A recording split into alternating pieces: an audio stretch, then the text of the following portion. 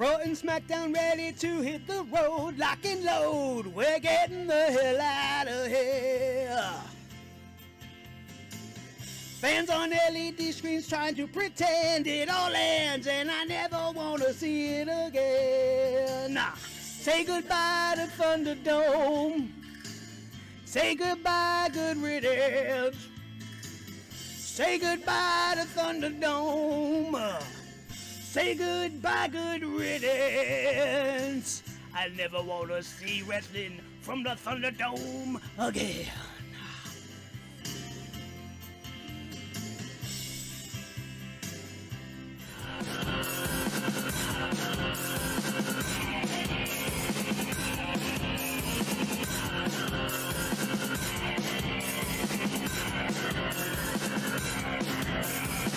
Sledgehammer Wrestling Show.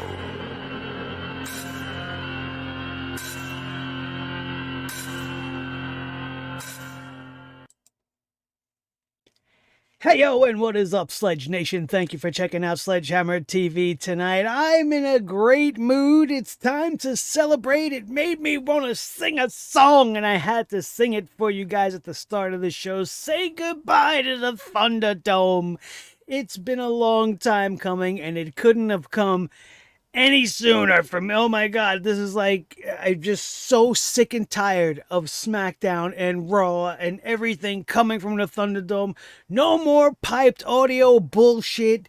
No more fans being told what to do by some producer on the internet telling them to cheer when they want cheers and boo when they want boos. No more of that shit. No more of the WWE superstars acting as if the WWE universe were still there, playing to fake shit. It all comes to an end. And according to the WWE, they are holding back some of their bigger moves so that they can do it when the live crowd comes. And man, it just better be true. It better be true. They tried a couple of things on tonight's SmackDown. We seen the debut of a couple of new ladies coming up, brought up from NXT. We got Shotzi and Nox. Shotzi and Nox, better known to anyone with a pulse that watches wrestling as Shotzi BlackHeart and Tegan Nox from NXT. They were called up as a tag team. They came out on SmackDown tonight in their cute little tank thing that Shotzi has with her helmet and the horns and her green hair. And it's okay, I guess, but I have a huge problem with this for a couple of reasons. The first reason, and more than anything, is that Shotzi, while she was in NXT, was in a tag team.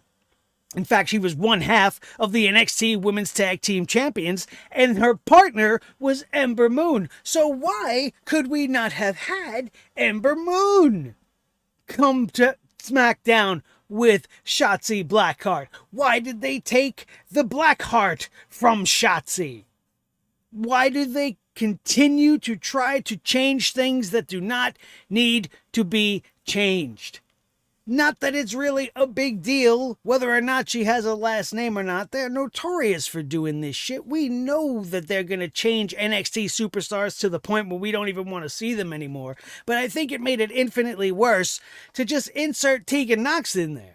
It makes absolutely zero sense. They have been building up her return to NXT with the little battery logo filling up like you're charging your phone, you know, and it finally reached 100% just last week on NXT, and she came back and made her big return to NXT to come to SmackDown the next week and take the place of somebody that doesn't need to be replaced.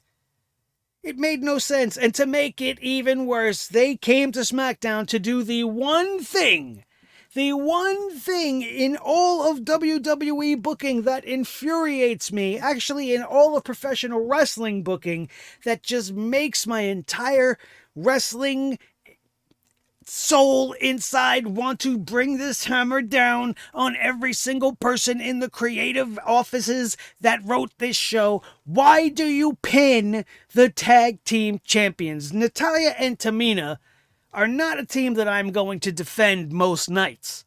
Okay, let's be honest about that. But they have been the champions. They have been on a decent run. They've been trying to tell some sort of a story with them going back to before WrestleMania. And I think they deserve more than to be beaten by two girls from NXT that nobody know. Furthermore, the casuals that watch WWE main roster shit, they don't know who these girls are, and they come out and just beat the champions, and now you're supposed to take them seriously. It just doesn't do anything for me. It's the lazy, bullshit, easy way out to make people believe that Shotzi and Noxie are a couple of contenders to the WWE Women's Tag Team Championships.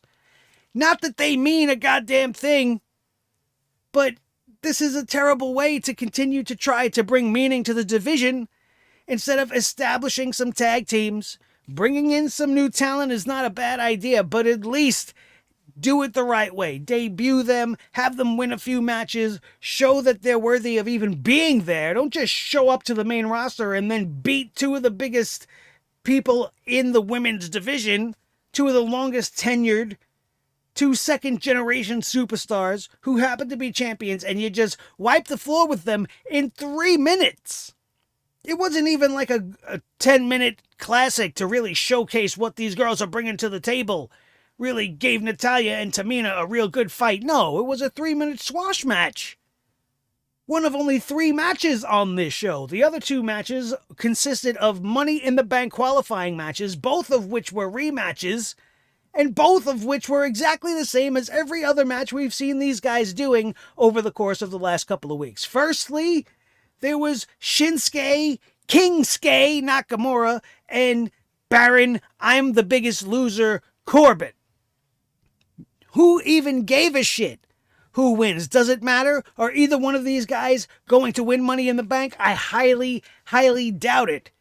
Especially in the case of Baron Corbin, who ended up losing to Shinsuke. The best part about this match was having Big E out there with his couch. He called Pat McAfee over, and they were getting down and jamming to Shinsuke's, music at the end of the match when Shinsuke was victorious. And it's always funny. Pat McAfee is one of the highlights of SmackDown simply because of the way he reacts to Shinsuke's music. I love it.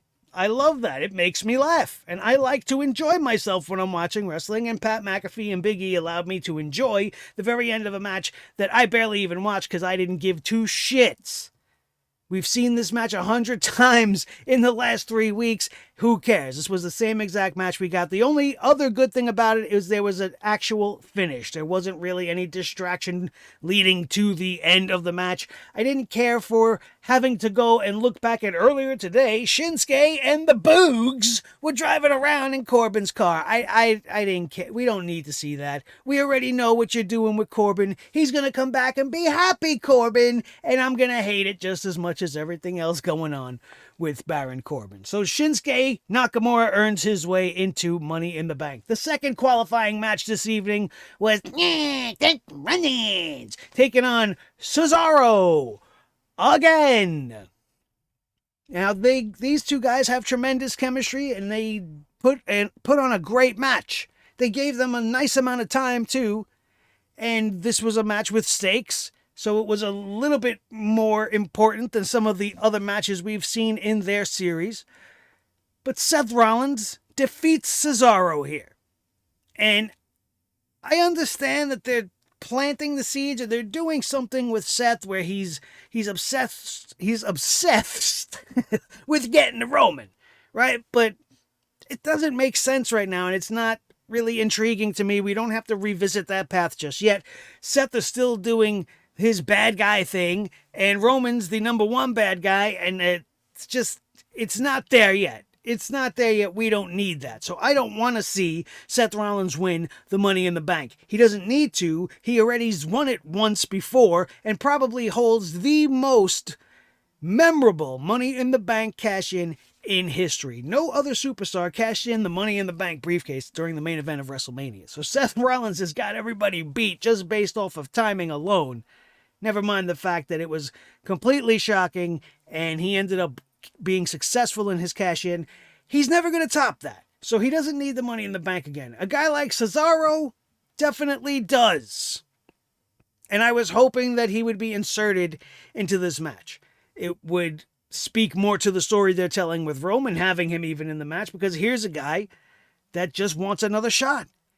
He had a couple of chances, he lost, and here's an opportunity for him to get back in the saddle again and go challenge Roman Reigns. And all he's got to do is go up and grab a fucking briefcase, and Cesaro is tailor-made for a Money in the Bank briefcase match. We don't need Seth Rollins in this match. I would have preferred Cesaro's entry over Seth, but that's not what we got tonight. Seth Rollins is added to the Money in the Bank briefcase match as well. Other notable things happening on this night. There was a teaser vignette for the arrival of Toni Storm, who's apparently coming to SmackDown. Best thing I could say about that is at least she gets to keep her full name. She's not just going to be Storm. I guess they can't do that because of, Marvel and copyright nonsense.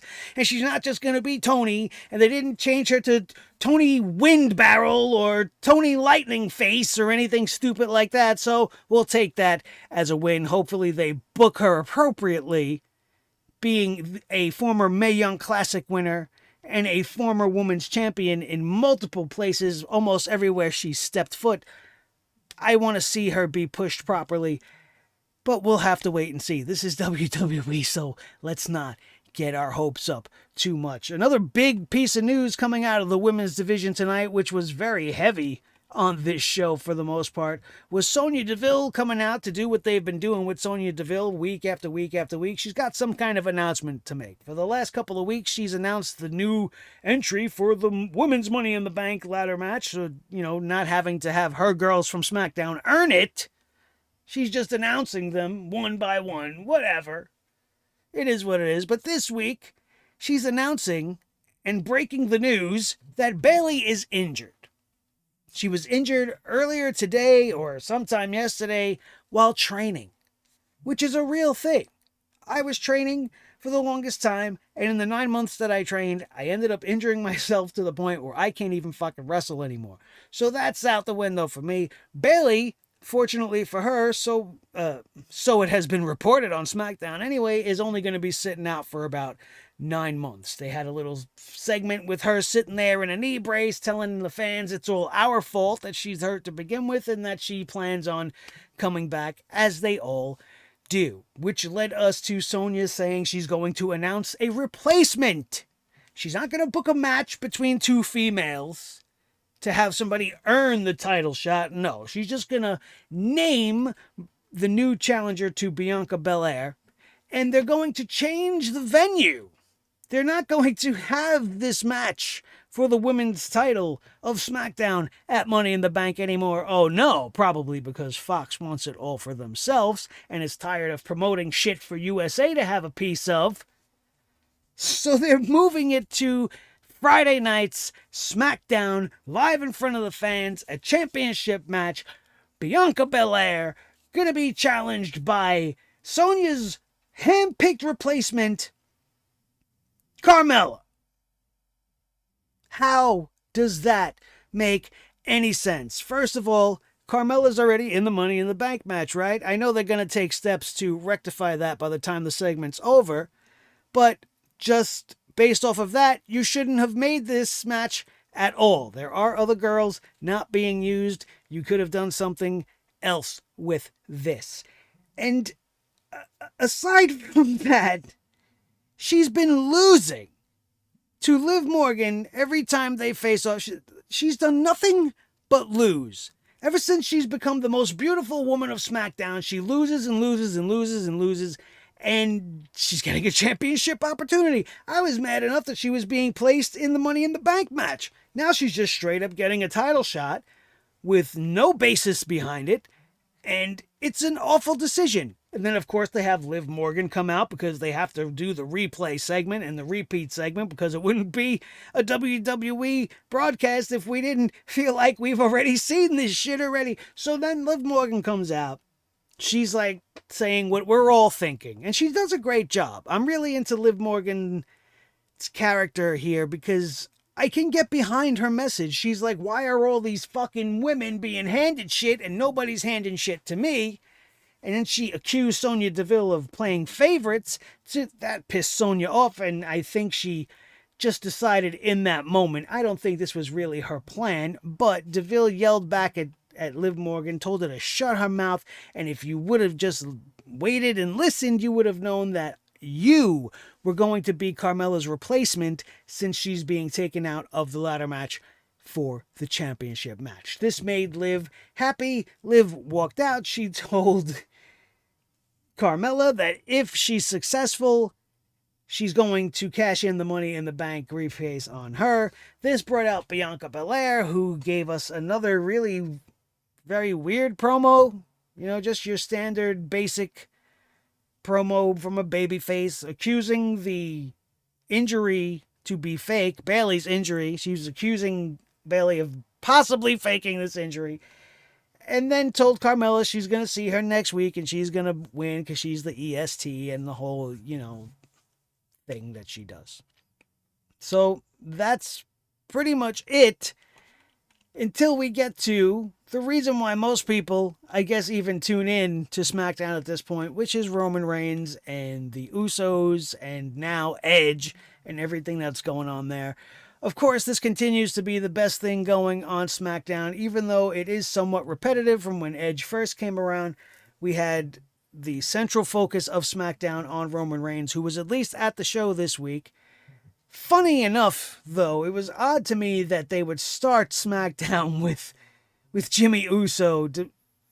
With everything that has happened with him this week, Jimmy Uso, if you haven't heard by now, and if you haven't, where the hell have you been, was arrested for a DUI. And, the WWE, they don't give a shit. They don't give a shit what their superstars do. If you are in a high-ranking position, or in this case, if you are, I guess, related to the number one fucking guy in the company, the one guy in the company that makes Vince McMahon go all happy in his pants, you're going to get away with murder. This is like the third time, maybe in the last year and a half, this has happened with Jimmy. And, maybe don't reward him with TV time. I don't know.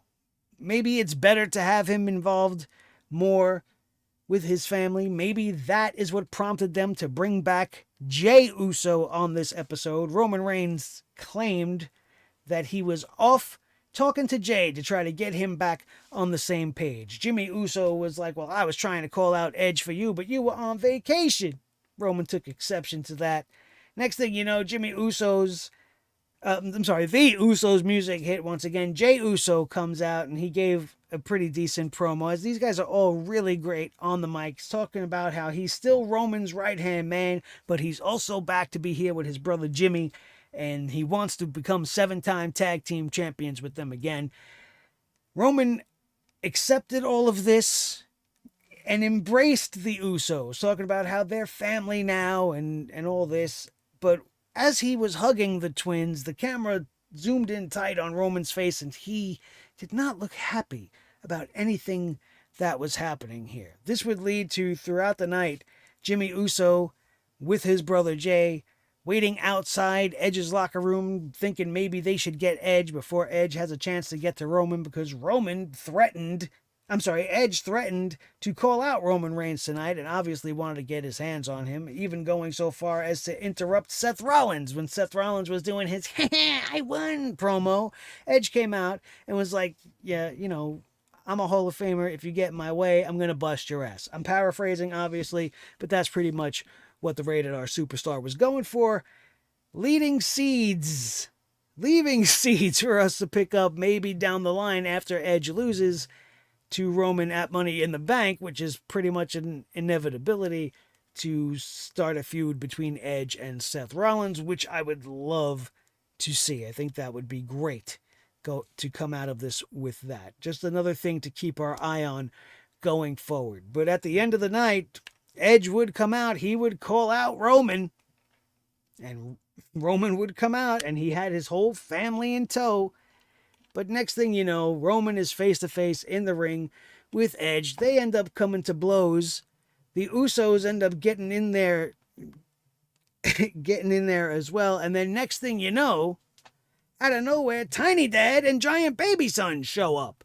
And they came to beat up the Usos and even the odds between Edge and Roman Reigns, obviously setting up a 6-man tag for next week, leading us into Money in the Bank as we have the go-home shows left.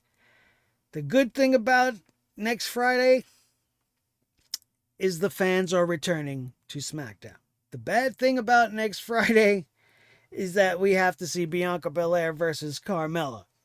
And then they also decided they're going to book a fatal four-way, I guess to get everybody ready for the Money in the Bank. Kevin Owens versus Shinsuke versus Big E versus Seth Rollins. All four of SmackDown competitors in Money in the Bank going head-to-head.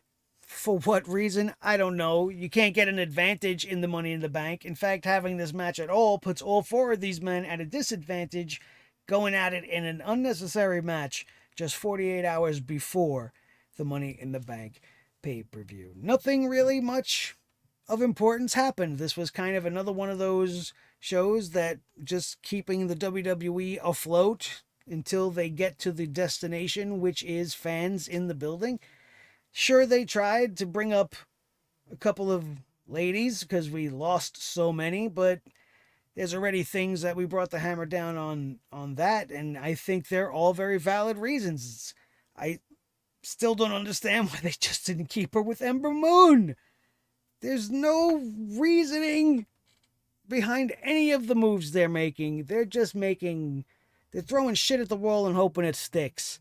Right? And wouldn't it have made more sense to hold that for next week as well? Since you're holding so much shit. I mean, we're 7 days out from fans being in the building, and you couldn't hold the debut of Shotzi and Noxie?